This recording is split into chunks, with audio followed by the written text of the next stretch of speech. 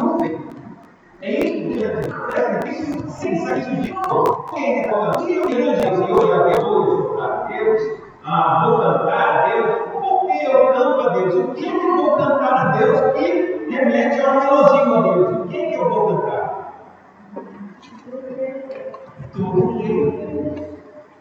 Tudo que Deus faz é motivo de nós adorarmos. A ideia de adoração já muda um pouquinho, porque a adoração não trabalha com aquilo que Deus fez, mas com aquilo que Deus é, com quem Deus é. Tipo assim, Ele é fiel, Ele é todo-poderoso, Ele é amor, Ele é misericordioso, Ele é justo, Ele é a justiça. Você está falando do caráter de Deus, da eternidade, Ele é eterno, Ele é imutável. Você está falando, você não está dizendo o que Ele fez, mas o que Ele é. Nesse ponto você entra em adoração, porque você não quer saber a respeito do que Ele faz ou deixa de fazer, mas o que Ele é de fato. Isso é adoração. Porque ela vai muito além. Lembre-se quando Jó ele consegue adorar a Deus, a mulher de Jó diz assim: ainda consegue essa possibilidade a Deus? Depois de tudo que está acontecendo na tua vida, dos filhos, perdeste toda a tua riqueza, tu está falando nenhum pior, sem saúde nenhuma. Aqueles cachorros lambendo que está te coçando com um caco de telha, vá. Por que tu conservas tanta fidelidade? Amaldiçoa o teu Deus. Por que ela está dizendo isso? Por que ela diz amaldiçoa o teu Deus? Qual é a relação dela com Deus? Todo mundo tem uma relação com Deus. Ou é de amor, ou é de ódio. Mas todo mundo vai ter. Não é que ela não queria, porque se ela não queria, ela não diz para ela isso. Não, tu crê, só que não rejeita ele. Simples assim. Mas ainda assim, qual é a relação dela? O que faz com que ela despreze? Ela rejeita. Por quê? Tudo bem, mas o que está acontecendo? Qual é a relação dela com Deus?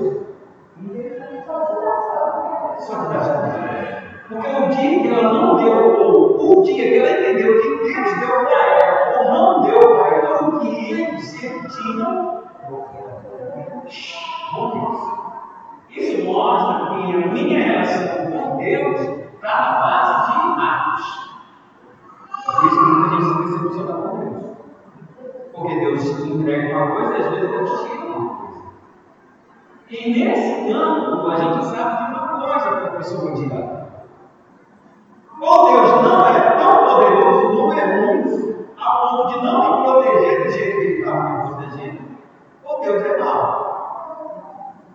E aí a gente sai dos atos de Deus para o caráter. É por isso que quando a gente entra na adoração verdadeira, a gente não quer saber se Deus vai mudar ou se vai deixar de mudar. Se Deus me deu ou se Deus tirou.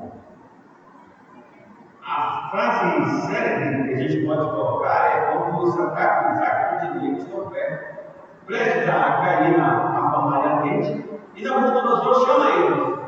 É certo que vocês não se encostam diante da minha gente. Vocês sabem que aqui tem uma fornalha. E todo aquele que não adorar a imagem, ao som dos instrumentos, será lançado para a fornalha. Eita! Vou lhe dar mais uma chance.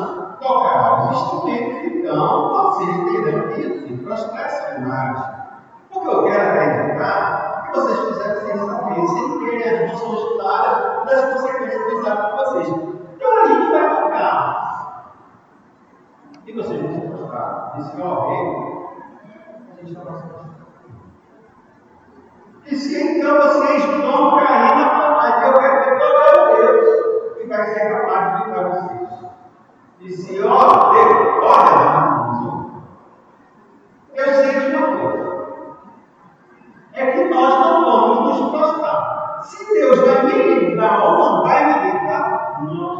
vamos adorar as nossas mãos. Ou seja, ele não se importa com os atos e as consequências que acontecem na vida dele. E Deus, ele diz mais bem claro, Deus tem conta de fazer isso. Se ele vai fazer ou não, pouco importa.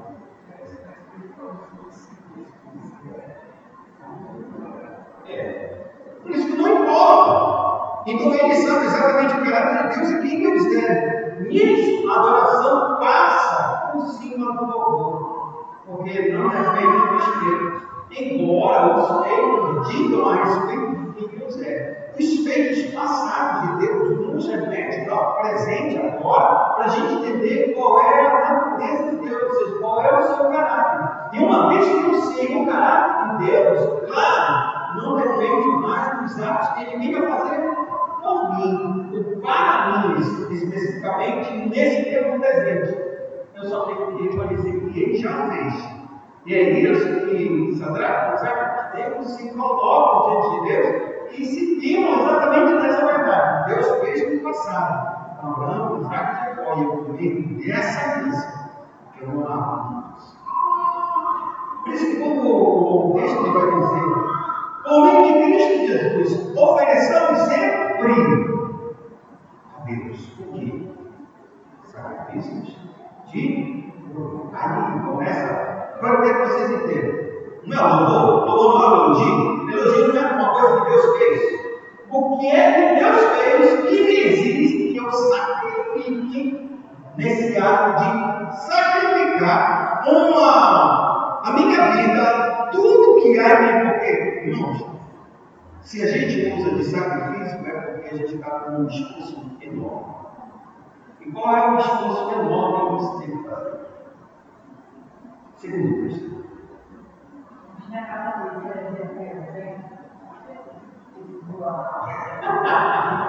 Não deixa de ser, não deixa de ser. Não deixa de ser.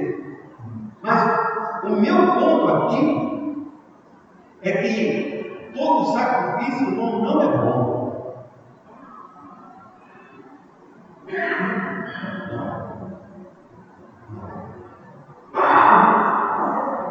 Não é. Sacrifício bom para nós, mas para ele não. Ele diz em Mateus: Deus, se tu puderes passar de minha cidade, passa. Por que sacrifica? Mas por que se sacrifica? Vocês já pararam para perceber por que há sacrifício? Por que há sacrifício? Não. Por que há sacrifício? Por que há um sacrifício? Por que tem que sacrificar? Por que Cristo tem que sacrificar? Por que tem que tem que haver um sacrifício? Não! Porque há pecado, porque há desobediência, irmão. Nunca haveria sacrifício se não houvesse desobediência. Se o homem tivesse obedecido até hoje, nunca existiria essa palavra. Porque para nós seria livremente obedecer a Deus como Cristo. Agora a gente descobriu como se fosse. Para nós é natural o quê? A gente não se esforça muito, cara. Se esforça muito. Alguns pecados que a gente já está dando mesmo, já está na. Não é verdade? Mas no normal a gente fica tranquilamente. A gente está aqui com a cabeça, de repente, vem pensamento tudo doido. E a gente, porque é natural isso da nossa natureza agora caída. Mas antes de Adão, era natural que só falar, bendizer a Deus e caminhar, se alegrar com tudo que Deus fez, porque ele tinha normal. Não havia nenhum esforço dele de dizer, olha, eu me esforcei tanto para vir aqui com tua, a te encontrar na virada do dia para conversar. Foi tão difícil. Foi difícil. Nunca foi difícil. Na virada do dia, eu esqueci outra coisa, cara.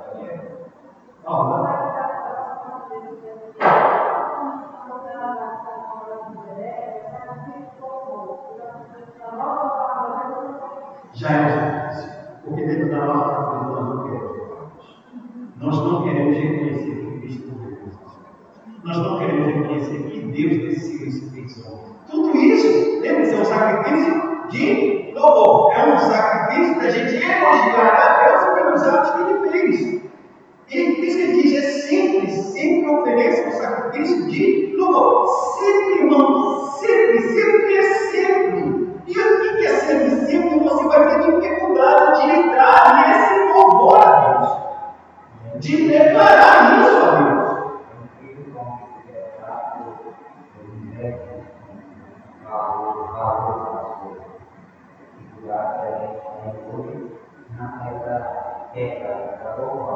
Poderia ser o contrário. Alguém poderia identificar o pecado e facilitar o mal. É por isso que é uma religião profunda. Profunda mesmo. É muito fácil sair daqui orando. Muito fácil orar aqui orando. É muito fácil separar um tempo para vir à igreja ou adorar a Deus. É fácil. Olha o teu tempo. Olha o meu tempo, olha o seu tempo. Você investe um sacrifício muito grande para muitas coisas. Mas quando chega para Deus, é uma dificuldade. A gente separa uma semana ou 10 dias por ano. Para mim, isso importa muito. O que eu estou querendo dizer isso? Porque o texto está dizendo que obedeçam a Deus sempre. Porque sempre, porque não vai ter um dia sequer, a gente vai estar que maravilha, vou pregar com Deus, maravilha, não vai ter nenhum. Não sempre haverá um sacrifício. Para ir lá, de maneira bem simples, ela precisa se humilhar para que alguém traga ela aqui, porque do contrário ela não vem. Embora não seja grande, mas presta atenção no que eu estou falando. A irmã passou 90 anos, criou seus filhos. Tem sido a vida dela sempre correta diante de Deus. Os filhos desse mundo, diz os netos e bisnetos feito isso. Não era 350 anos, ela precisava dizer que todo mundo, o desejo dela era. Todo mundo sabe. Nem eu que, tipo assim, tenho 3 anos lá, eu sei que o desejo dela, como Jesus, em qualquer casa, em qualquer lugar, em qualquer evento que fosse. Não é assim? Seria muito difícil o filho saber dizer. Tá certo, às vezes, o filho dela. Não. É isso que ele está querendo. Aí o paquete, mas ele tem seus trabalhos, mas ele tem muita clareza a respeito do que vai acontecer. E essa vontade que a mãe dele tem é tão simples, é só pegar ela e deixar ela aqui jogar. Não precisa nem acompanhar ela. O melhor seria acompanhar. Na verdade, o coração todo ficaria alegre. Não está competindo, não está frustrado do meu lado, chegar com alegria, não. Não é simples isso. Mas aos 90 anos, ela será que vai ficar hoje? Será que vai ficar? Aí um neto, um outro. Percebe que ela está com 90 anos, ela está bem demais. E ainda assim, tem um ligado numa pequena casa. Isso é humilhante. Porque dá a entender que eu fiz sempre descaso com a minha família. E não foi o caso. Você entende agora porque é sempre um sacrifício de louvor? Isso é uma coisa simples, irmão, não é uma coisa absurda. Mas talvez seja parado porque quer estar comigo. Só para levar minha mãe com que dificuldade. Para os mais jovens.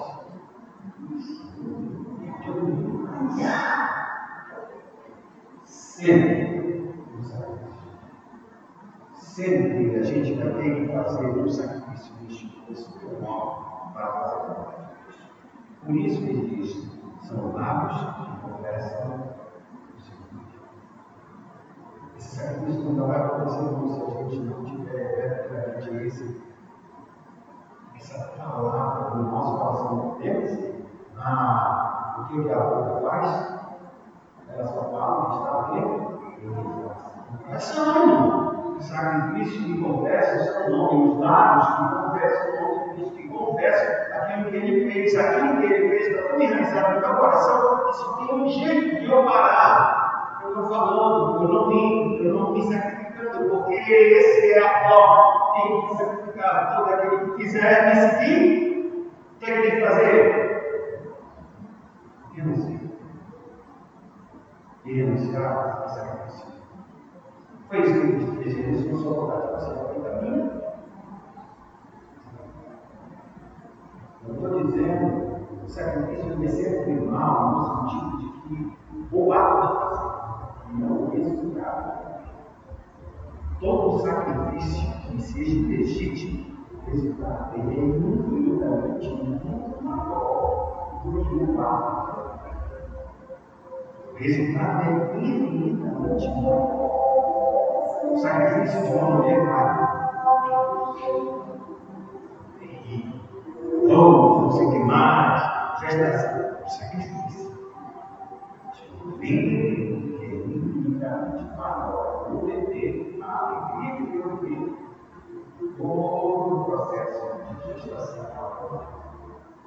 É uma. Senão, a mulher nunca mais teria luz.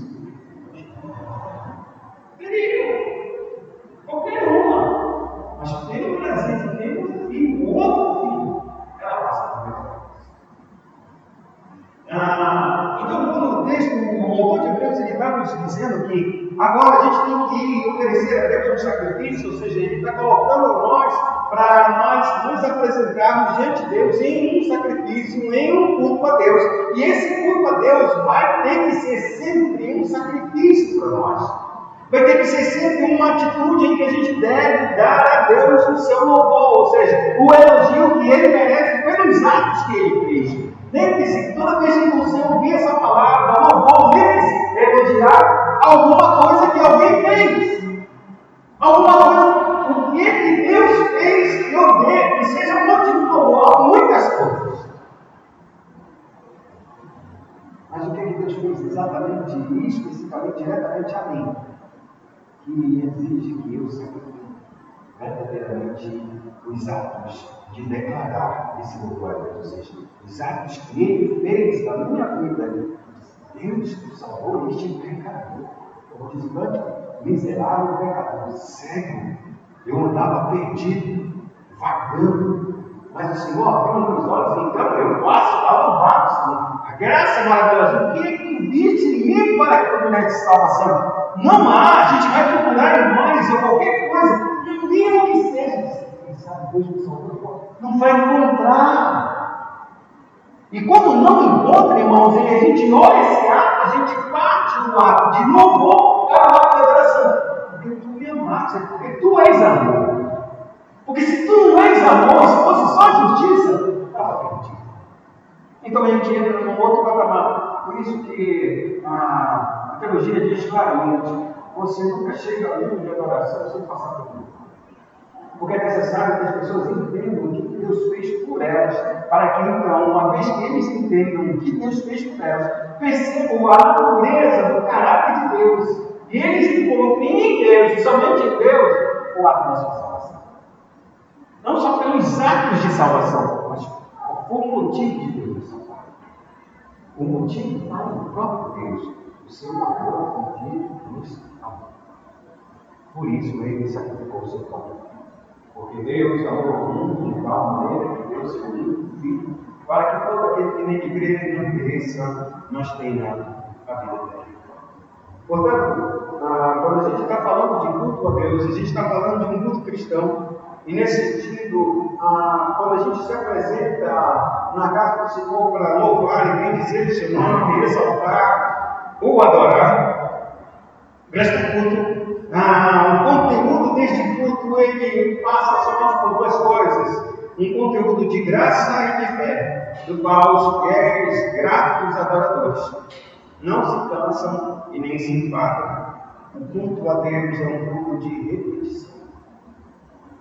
Toda vez que você vem aqui, você vai repetir o que Deus fez por você. Você não pode cessar, você não pode se enfadar, você não pode se cansar. Você será sempre fiel e grato a Deus pela graça e pela fé que Deus nos deu. É isso que o culto cristão é. é um culto de repetição. Você, toda vez que você chega aqui, é porque você está repetindo aquilo que Deus fez em você, e você declara a Deus isso. Como Deus salvou. Você nunca perde esse foco, você nunca tira isso da sua mente, você nunca tira dos seus olhos o que Cristo fez. Nesse sentido, a gente tem que dizer que tudo é totalmente previsível. Sabe o que é previsibilidade? É a certeza de que determinado evento sempre se repetirá da mesma forma, do mesmo jeito, sempre. Diga. É por isso que a igreja mais a sério. Porque ela não fica inventando todo mundo que quer trazer coisa nova. Olha durante os modernos também, as igrejas modernas, os teatros, estão falando. E nós, na nossa,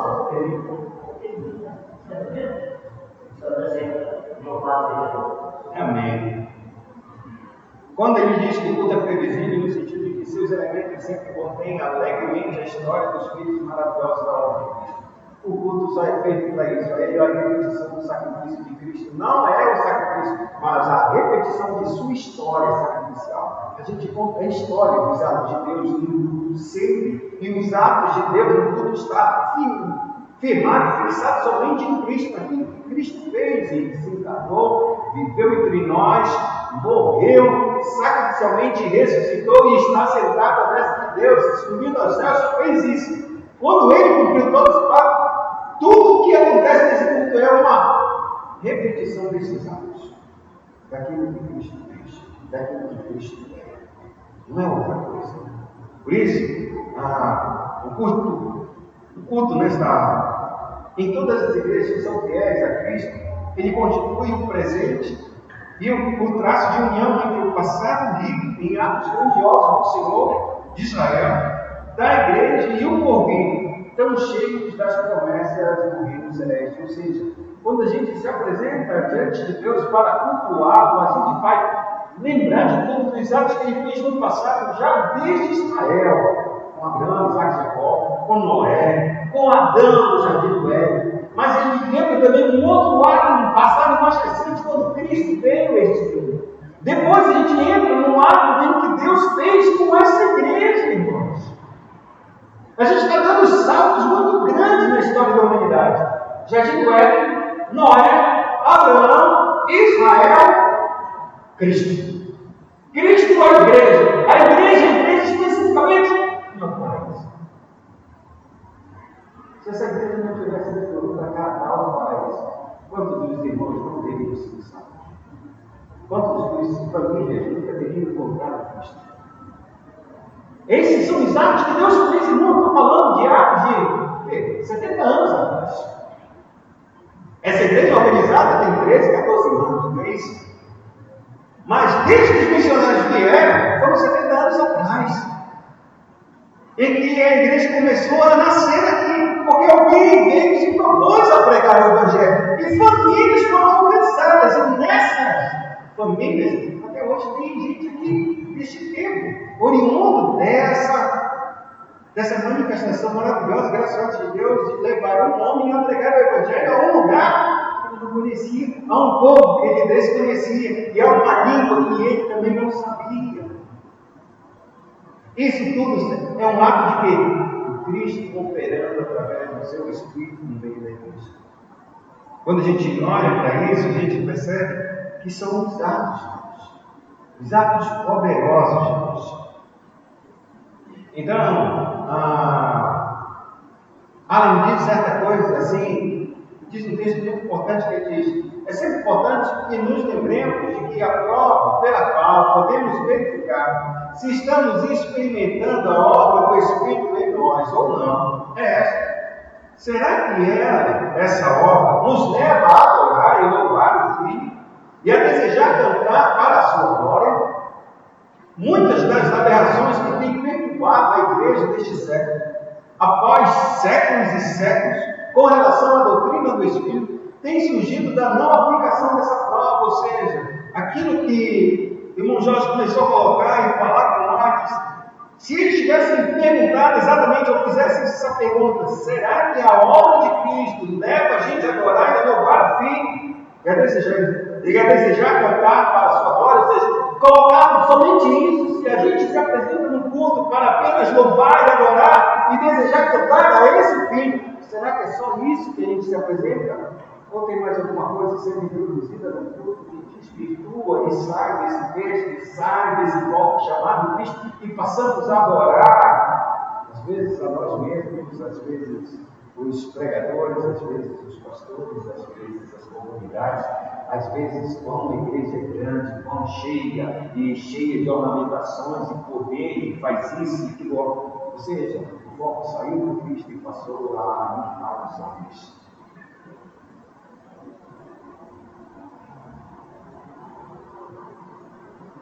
Culto genuinamente dirigido pelo Espírito Santo, sua palavra inspirada, conduzem os reunidos ao caráter de Cristo. Quando o Espírito dirige realmente o culto, o Espírito vai produzir em nós, vai nos levar a somente uma coisa: a missão grande do Espírito é fazer com que a igreja adore o Cristo e reconheça Ele em todas as suas obras. Foi essa a missão que foi dada a Ele quando Cristo veio à terra.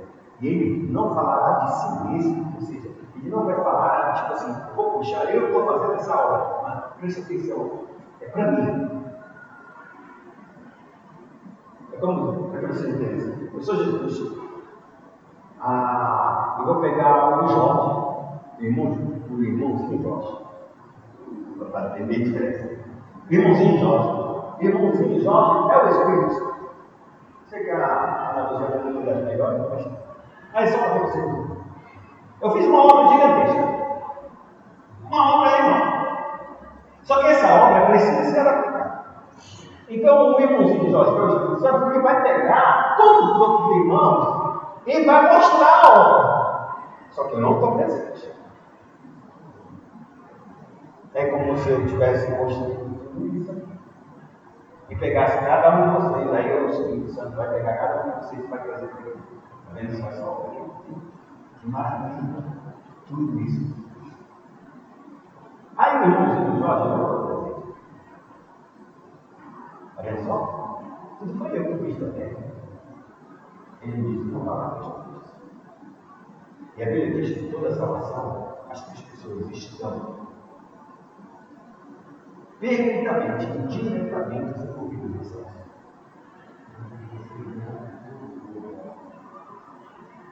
Esse é o Cristo. O Espírito é Ele que vai realizar todas essas obras, mas Ele não realiza sozinho. O Pai está com Ele, o Filho está com Ele. Todas as obras que acontecem aqui acontecem pela ação de Deus, Pai, Filho e Espírito. A ressurreição, a Bíblia diz que Deus ressuscitou. A ressurreição diz que o Filho tinha o poder de pegar a sua vida e tomá-la de volta. Então, o Filho era capaz de ressuscitar assim mesmo. E ele diz em Romanos que o Espírito Santo é o Espírito que ressuscitou Jesus Cristo. Quem realmente ressuscitou quem? Eu sei que um está morto, que é Jesus. E os outros, o que eles fizeram? O Pai diz que ressuscitou, o Filho diz que se ressuscita sozinho. E o Espírito Santo, quem? Deus fez a obra da ressurreição. Eu estou colocando somente um ponto, mas todos os outros pontos e atos que Deus fez e que Cristo fez na cruz, a Bíblia fala que Ele se ofereceu, que Deus ofereceu o Filho, e que o Filho disse que se ofereceu pelo Espírito. Todos os três estão no mesmo ato, irmãos. Não tem divisão. Aqui só tem um detalhe. O que Deus fez para ser louvado, glorificado, Ele coloca tudo em Cristo. Se vocês glorificarem, vocês estão glorificando a mim. Se vocês honrarem o Filho, vocês estão honrando a mim. Agora que Deus quer e quer receber, Ele só vai receber se você honrar e glorificar o Filho. Do contrário, tem uma missão. O Espírito Santo, Ele é Deus, Ele merece toda a honra, toda a glória. Só que Ele se diz que deve e exige que você adore para que então honre a mim. Por isso que é tão interessante que um dos pecados, a gente pode separar, o pecado, qual é o pecado? Perdão? Sabe um dos conceitos de blasfemar do Espírito Santo?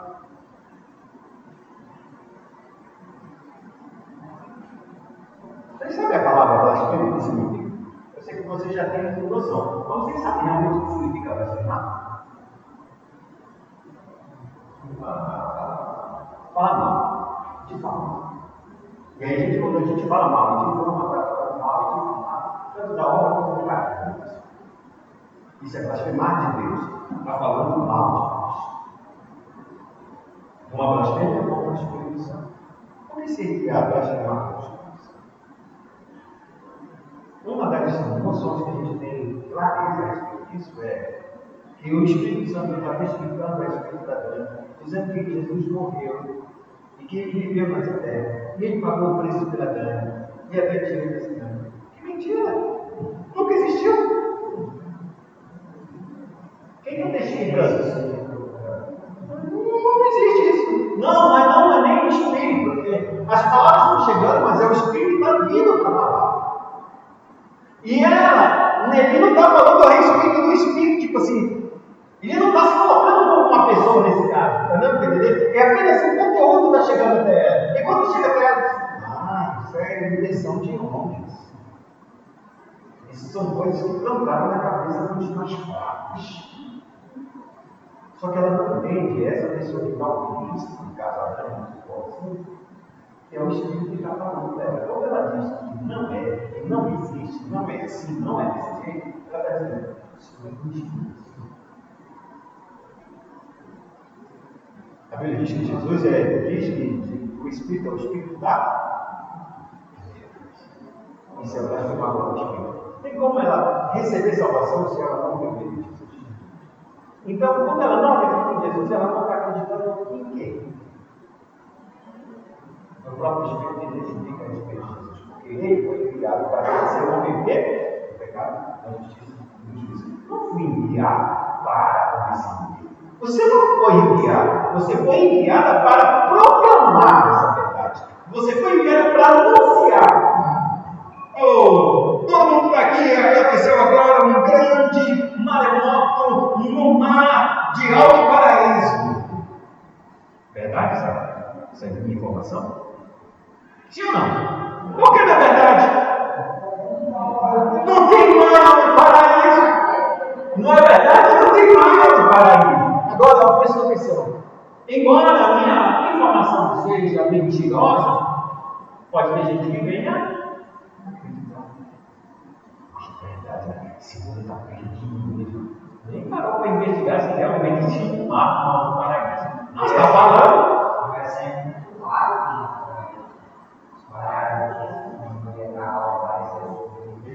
que migrou para o paraíso.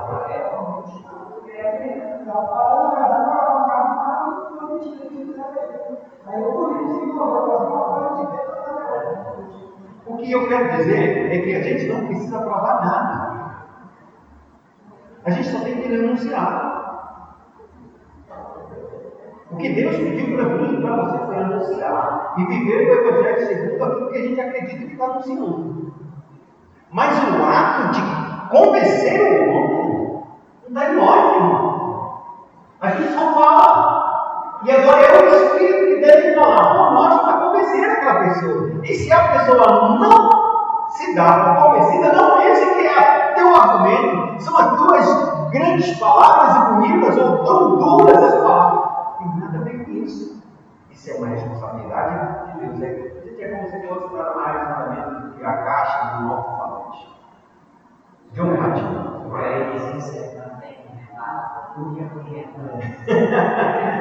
Quem diz isso? E aí, nesse caso, quando a gente está proclamando esse evangelho, irmãos, quem vai estar verdadeiramente convencendo as pessoas do próprio Deus? E quando ele nos convencer, ele vai convencer o quê? O pecado. Da justiça. Cristo fez este mundo para perdão dos pecados. E ele é a única justiça para que nós pudéssemos. E dos juízes. Caso você não entenda e não reconheça essa justa justiça, que Deus está punindo um pecador no lugar e verdadeiramente em Cristo, só existe um outro jeito, o juízo. Deus vai ter que convencer nós nessas três fases, que somos pecadores, que merecemos a pena eterna e iremos para o juízo. E só há um jeito da gente ficar assim, tudo para Cristo. esse todo pecador, esse todo louco, verdadeiramente há o juízo de Deus sobre a vida dele, para que nós escapássemos do juízo. Isso é o Cristo. Quando a gente está no grupo, a gente vai celebrar essas coisas. Essas coisas que estão sendo celebradas repetidamente. Não é à toa que o grupo começa dizendo exatamente uma palavra de invocação, de adoração a Deus. Porque Deus é o Criador de todas as coisas. A segunda parte do culto é que a gente faz o quê? Confissão de pecados. Que a gente reconhece que a gente é o quê? Pecador. E que a gente é pecador. Na terceira parte, junto com a segunda, que a gente pode julgar, é a fase do arrependimento, na certeza que Cristo morreu por nós. E o último ponto é uma oferta ao Senhor. Dízimos e oferta nada mais é do que um processo de celebração de que aquilo que Deus fez nos redimiu e Ele pode receber qualquer coisa das nossas mãos em Cristo Jesus. Seja dízimos e oferta, seja o que seja o que é. Mas a gente sempre faz esse mesmo ciclo de repetição. Criação, queda, redenção. Criação, queda, redenção. Criação, queda, redenção. Criação, Deus nos criou bom, perfeito, como todas as outras coisas. A gente cai. E por último, a gente é redimido. Pelo Cristo que nos redimiu para nós oferecermos novamente a Deus aquilo que Ele recebia lá no passado, antes da nossa queda.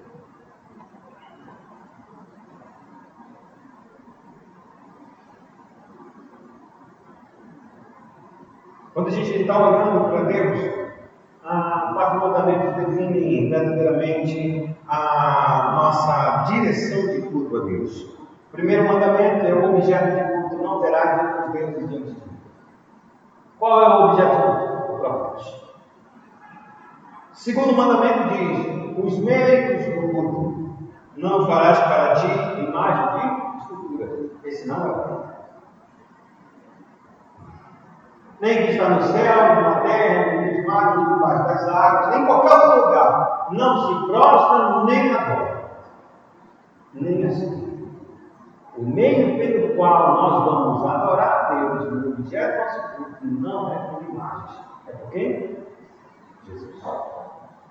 Terceiro mandamento, ele diz: a maneira de fazer o culto a Deus, de se prestar o culto a Deus. Qual é o terceiro mandamento?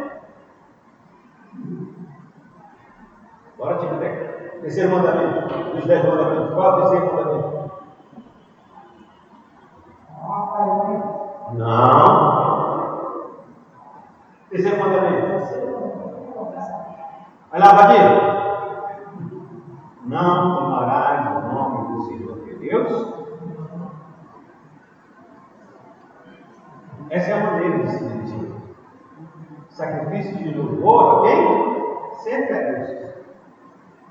A maneira de como a gente vai apresentar esse culto, a gente tem que entender claramente que quando a gente está se apresentando diante de Deus, é um Deus que fez atos poderosos, não somente de criação, mas especialmente para nós, de redenção para nossas vidas. A gente deve louvar a Deus, e só podemos louvar a Deus é porque esses atos de redenção chegou sobre as nossas vidas. Aconteceu em nosso coração, Ele transformou nossa vida. Por isso, a maneira pela qual a gente deve adorar a Deus, Ele diz: não tomarás o nome do Senhor teu Deus. É como se a gente se apresentasse a Deus e louvasse a Deus sem saber o que Ele diz também. Isso é tomar o nome de Deus. Então, e quando a gente toma o nome de Deus em vão, a gente não sabe quem é Deus.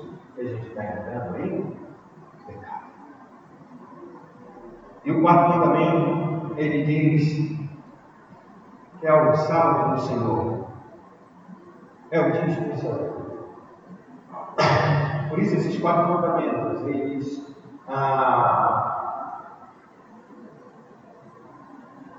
norteiam toda a nossa vida de adoração a Deus. Os quatro primeiros mandamentos, eles vão relatar a santidade da nossa vida para todos. Deus é o nosso único objeto de culto. O único meio pelo qual Deus vai ser chegado, o Pai, é por meio do Filho, que também é Deus. A maneira de nós não tomar o nome do Senhor Deus em vão é somente indo por meio do Espírito. E por último, é um dia que a gente separa para a gente estar adorando Deus. Um dia separado dentre 7, para que não é nosso, é de Deus. E esse dia a gente se apresenta como um culto ao Senhor. Quando a gente fala desses 4 primeiros mandamentos, é a nossa relação que nós temos com Deus. E essa relação que nós temos com Deus é uma relação de santidade. Esse é o culto. O culto, primeiramente, ele vai ser um culto santo. Sacrifícios santos a Deus. Oferecer os nossos corpos em sacrifício vivo. Não é assim? Dados. Oferecer os nossos corpos em sacrifício vivo, santo e agradável a Deus. Não é um sacrifício vivo, um sacrifício vivo não é nenhum deles santo, que será agradável a Deus. Por isso que, quando a gente se apresenta a Deus, esses 4 pontos, esses 4 mandamentos, tratam da nossa relação com Deus, e essa relação tem de ser uma relação de santidade. Deus tem que ser separado de todas as outras coisas para que a gente pudesse nos adorar. Ele tem que ser o nosso maior amor de todos os amores que nós temos nessa vida. Deus não impede que a gente ame porque Deus é amor. Então, Ele não vai pedir que eu não ame uma coisa se Deus é amor e Ele colocou em mim o sentimento ou a decisão, claro, o ato de amar tudo, irmão. Tudo a gente faz por amor. Mas o amor maior que nós devemos ter é por quem? Por Deus. Ou seja, a santidade, ou seja, a separação que Deus traz no meu coração, e eu, eu tenho com mais de 2 anos, a gente leu um versículo, 1 Pedro 3,15. Santificai-vos a Cristo como? Separado. Essa é a santidade. A gente separa Deus no maior pedestal. Qualquer lugar, ninguém pode tocar nesse lugar chamado Deus. É por meio dele que nós fazemos todas as coisas, decidimos e fazemos o nosso sacrifício. Se a gente colocar outra pessoa ou qualquer outra coisa em competir com Deus ali, a gente quebrou o primeiro mandamento. Não terá os outros deuses.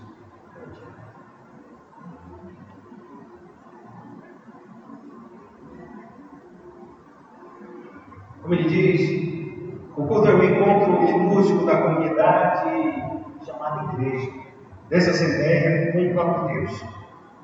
E esse encontro é em Cristo. Existe um lugar onde se encontra que é o próprio Cristo.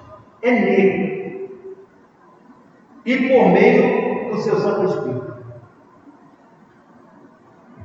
Quando a gente diz que não é o Espírito que será exaltado, ele poderia puxar a sardinha do lado dele, porque ele realiza essas obras, ele conhece o nome do pecado da justiça. Então, se ele faz isso, ele poderia puxar a sardinha e dizer: vem me adorar. Não, eu quero que você adore ele. Eu estou apontando tudo que ele faz para que você reconheça e eu adore ele. Quando você adorar ele, você reconhece que as minhas obras é exatamente isso. Meu propósito é que quando você adora Cristo, eu sou glorificado.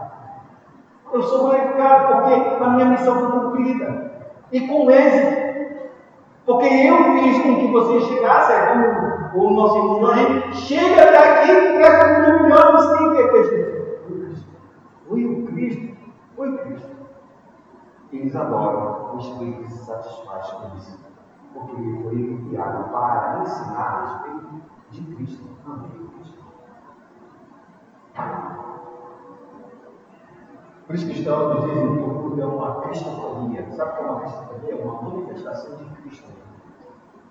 Não é uma pneumofonia, ou seja, não é uma manifestação do Espírito. O Espírito que se manifesta no culto era para transformar ou para conduzir as nossas vidas a um lugar onde Cristo é exaltado soberanamente. É para isso que se manifesta o Espírito. O Espírito não se manifesta para a gente adorar o Espírito. O Espírito se manifesta para nós adorarmos Cristo. E somente a Cristo. É isso mesmo. O Espírito nos leva ao Senhor e a Ele a glória. Mas depois disso, eu tenho direito a fazer isso também, não. Não é problema, não. Porque Ele é Deus. Ele é Deus. A adoração específica para Ele. Ele me conduziu a isso. Eu sou adorador e Jesus é o Deus. Agora, E os outros espíritos, o Espírito Santo, é o rato, então, né? Não é assim. É, Não é assim.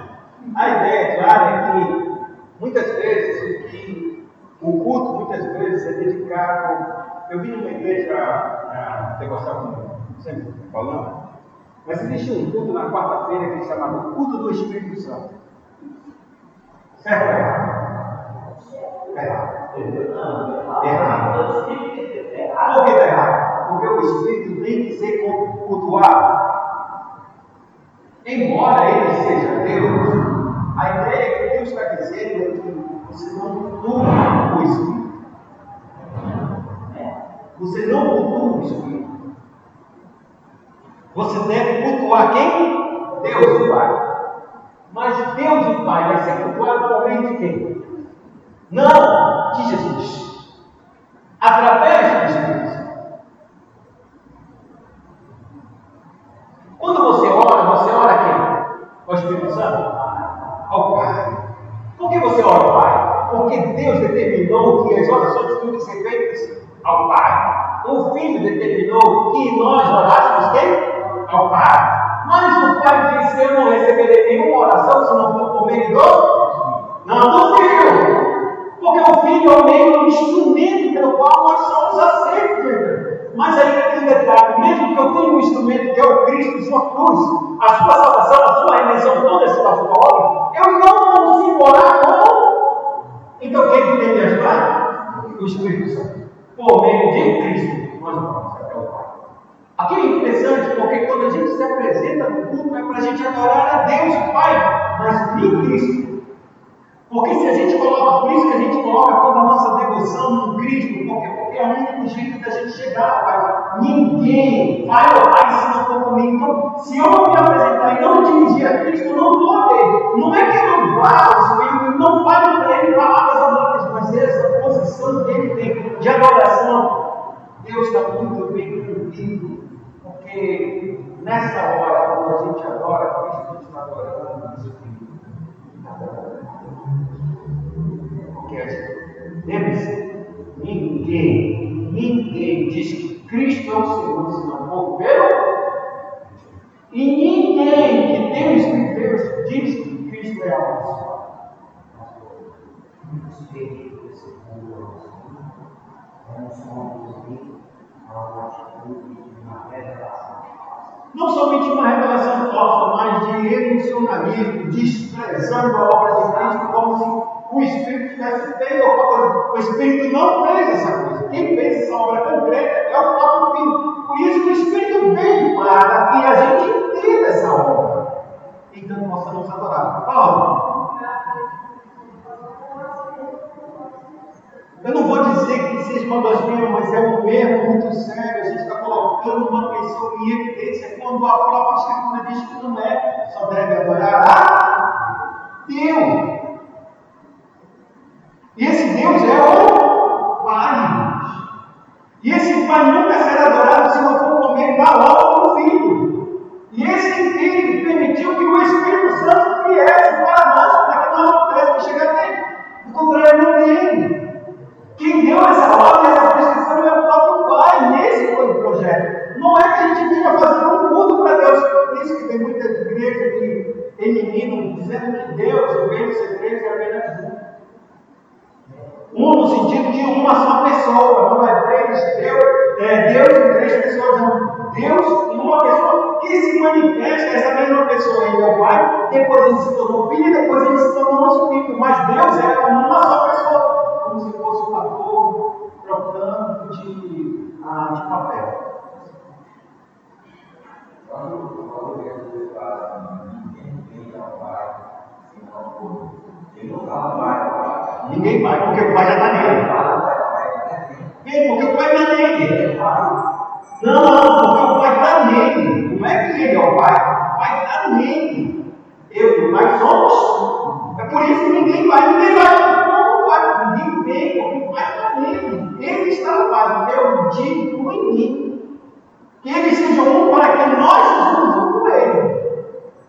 Eles em mim e eu neles.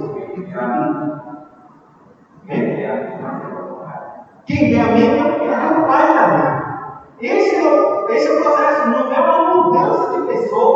de mudanças de roupa, como se fosse um ator, às vezes um ator qualquer, sei lá, Dani Macuja, eu fiz então, fiz outra novela, cada uma das vezes é um personagem diferente. Esses personagens diferentes, mas todos eram contemporâneos. Mas todos existem uma incoerência.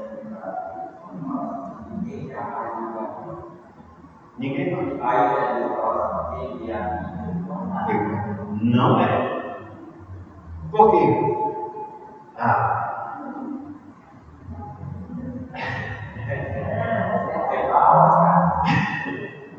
Você tem que entender o seguinte, que nenhum ser humano vive conseguindo ver Cristo.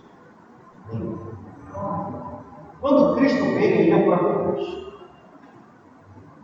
Quando ele é o próprio Deus, agora, quem vê o mim é o Pai. Só que aí a gente tem que crer realmente. Agora, olha a pergunta. Essa é uma resposta de Cristo. Mas qual é a pergunta? Senhor, mostra-nos o Pai.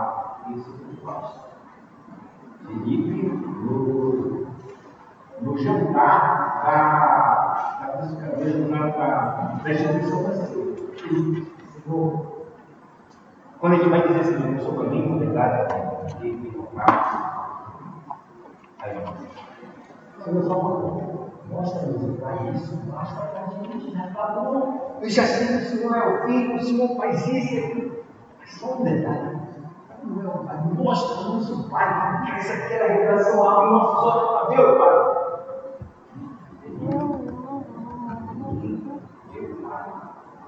Toda aquele que vê o Pai, não acredita que o Pai diferente. Se não acredita, eu vejo mais olhos, eu quero justificar que o Pai está. Tanto tempo, esqueci dessa parte. Tenho andado tanto tempo com vocês e ainda não percebi. Aí vem assim a pergunta: quando Cristo te falou em texto de João, ninguém viu o Pai, a não ser ele, o Filho que está no seu nome. Só o Filho. Porque o Filho é quem? É o próprio Deus. Aí ele desce. Quando ele desce Deus encarnado. A imagem exata. A imagem exata. Lembre-se, Deus é o quê? É carne ou espírito?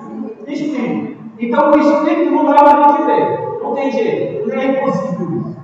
Então é necessário que a gente tenha uma revelação concreta de Deus, porque somos carne, somos matéria. Então precisamos ter uma coisa concreta. Então o que é que Deus fez? A imagem exata de Deus. Exata. É como eu olhasse uma foto, tirasse uma foto, sei lá, 16 capas, irmão Jorge, esse é irmão Jorge. Porque o irmão Jorge é tridimensional, a imagem é tridimensional.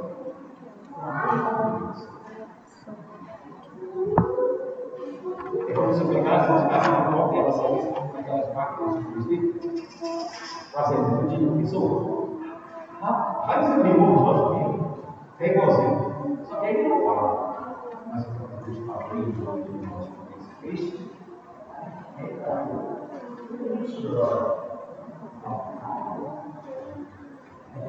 é o Pai. Dizer por nós, porque se alguém é Pai, eu vou dar as costas agora, né? Então ele é um espírito espiritual, mas igual nós. Não.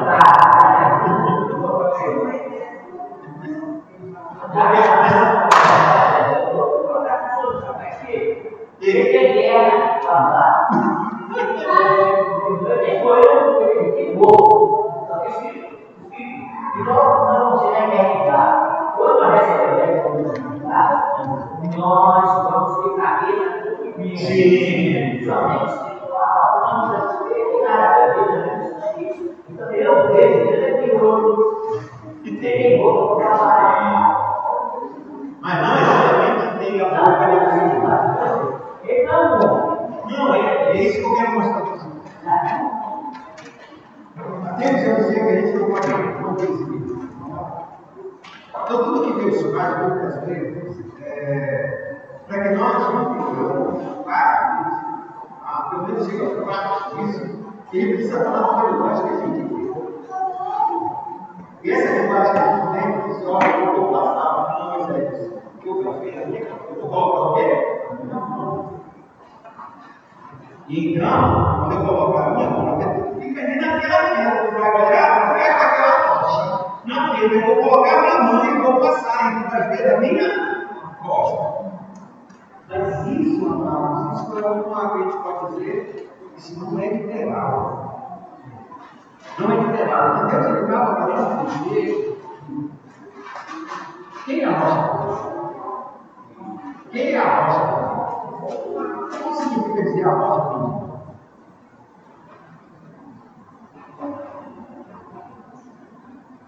É uma rocha que foi partida. Se Cristo é a rocha e ela foi partida, Cristo foi uma rocha. O que ele disse? A Cristo, Deus meu, desaparece do cabelo. O que Cristo estava fazendo no caso de Deus, estava fazendo no caso de Deus. Ele estava procurando algo que Cristo ia fazer, em que Deus vira ali as costas para quem? A rocha pedida, onde nós podemos ver o próprio Deus, abandonando quem? O seu filho. Esse é o ponto. Quando diz ouvir os teus passos, não é exatamente os passos de Deus. Eu não sei muito bem como é isso. Mas ele entende ser um ser humano que a gente não pode caminhar sem usar passos. Então a ideia dele é que a aproximação de Deus é como se fosse passos chegando à sua presença. E esses passos chegando à sua presença, ele tem que ouvir os teus passos no jardim. Percebe isso? O Espírito não precisa ouvir o passo do Espírito. Existe uma percepção minha em Adão, antes da queda, que nós não temos isso. Essa percepção faz nos entender claramente. Eu passo a terra, como se fosse, tem um impacto no meu passo. E é assim que eu percebo a pecado de alguém. Se esse pecado é muito grande, eu não gosto de falar assim, diz aquela versão do diabo, né? A partir de um ele usa a pecado. Mas o Senhor Jesus é bíblico, sapatinho é uma coisa. É que a gente vai dormir devagarzinho, as pessoas vão perceber que a gente vai enquanto isso, o nosso pai também, vai entrar sentindo assim, vai limpar o nosso, mas é impressionante como o negócio vai outro. Já sei que vai entrar. É a mesma coisa de Adão, ele consegue perceber essa sensibilidade de Deus entrando, e a relação dele para perceber os teus passos já tem ouvir.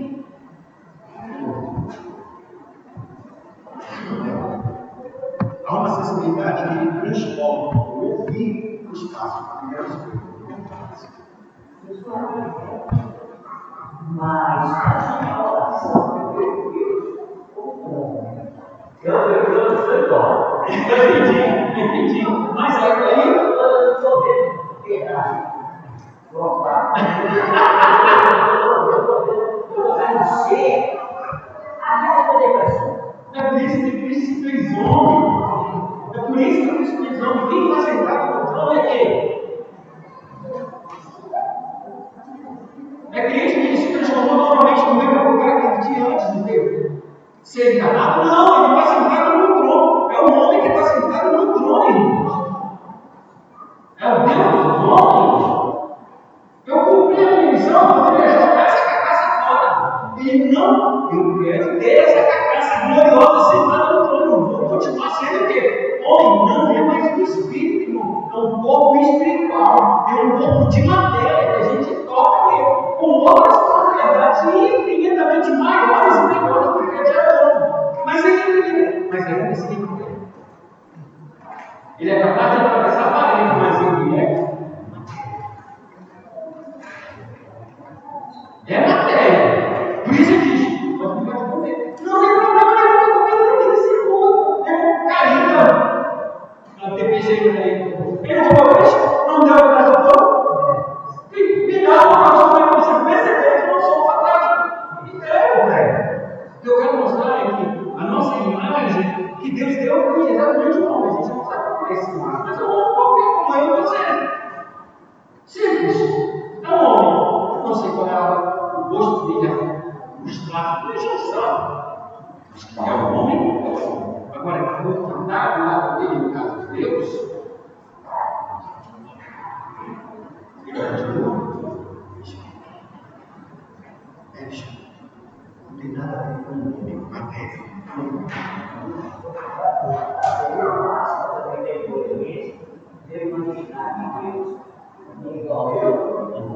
Então, devo felicidade em todos os lugares. Ele está sendo incoerente.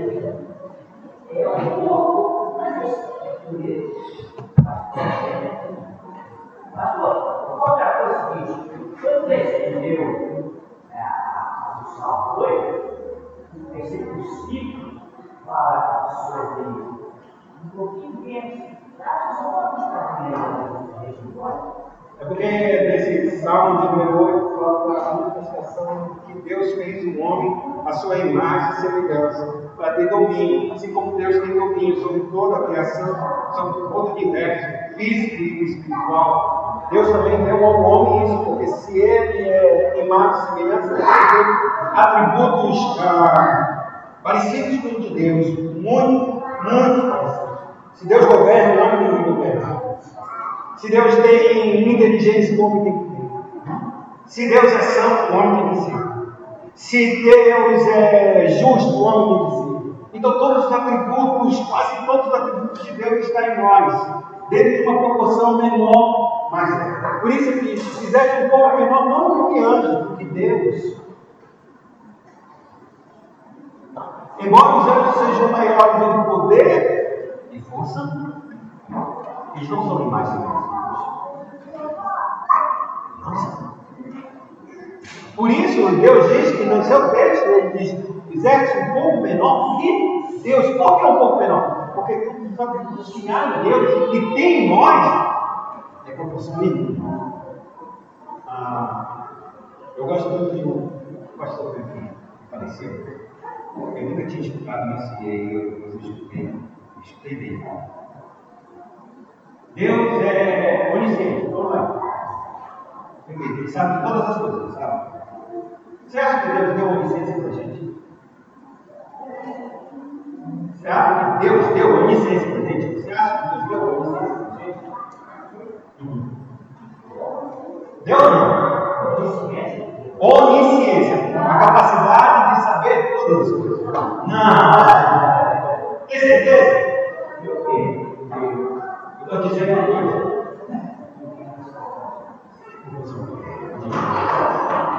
Porque se a gente não tivesse onisciência das pequenas coisas, pense no seguinte: você vai fazer uma viagem. É uma viagem, mas você vai lá.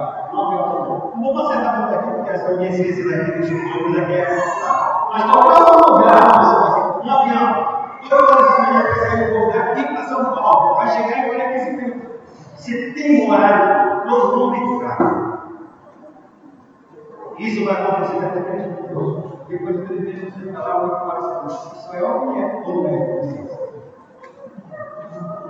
É pequeno, mas é. Porque é necessário que a onisciência dele óbvio para nós, irmãos. Senão a gente não organiza nada. Não organiza nada. Não, ainda que tu possa desdobrar, 7 horas da manhã está lá no teu trabalho, não é?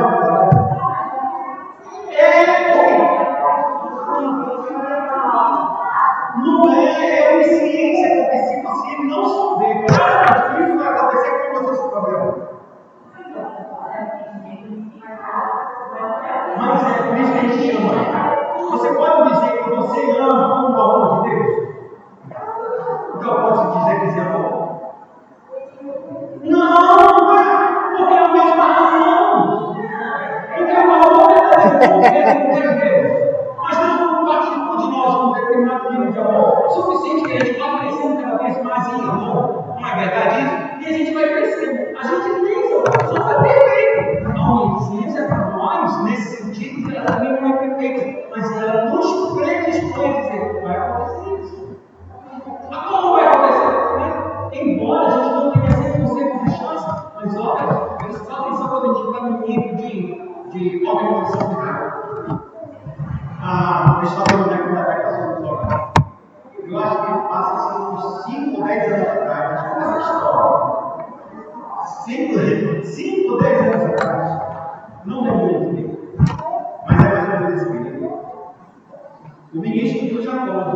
transporte do Japão, de pessoas. Ele veio em público, em rede nacional, para dizer, pedir desculpa. E sabe por quê? Pedir desculpa? Não, porque o preço brasileiro não assume. O preço brasileiro, o ministro do transporte do Japão veio em público, meteu a coletiva e estava me perdoe, porque o transporte do mundo atrasou o mundo naquele dia. Isso não é possibilidade. Isso não é licença. Todo dia, toda hora, um texto, minuto, 10 e 15 minutos, o metrô vai parar aqui. Hoje, amanhã, depois. Num dia, mais 13 e 15 minutos, o metrô no meio. E o que aconteceu? 13 e 16. Mas aí ele atrasou um dia, mas eu quero dizer, essa previsibilidade, essa onisciência é parte, ela não é perfeita. Por isso que a gente é feito um pouco menor que Deus.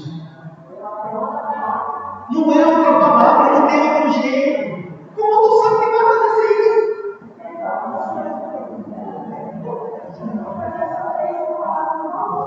A gente tem, porque a gente é imagem, a gente não é igual a Deus. A gente é semelhante a Deus. Aonde você é exatamente como Deus tem? O Cristo, imagem exata do ser de Deus. Só que para chamar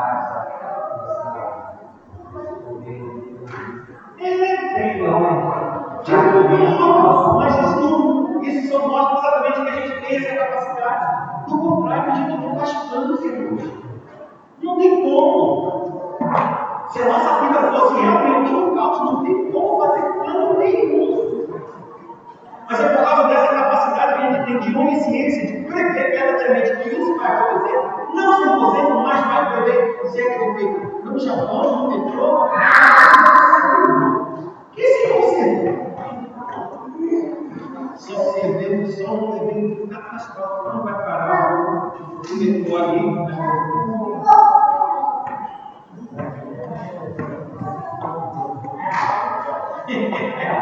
Não é? Mas tá bom. Pense nisso. Não pense como se a gente tivesse todos os atributos no sentido pleno. São partes. Chegará um dia em que a gente vai ter a plenitude do caráter de Deus no sentido de amor, misericórdia, de graça. Quando Ele transformar a gente. Mas não teremos essa onisciência, essa onipresença da maneira perfeita. Como se o evento tivesse acontecido exatamente. Deus abençoe. Oremos ao Senhor.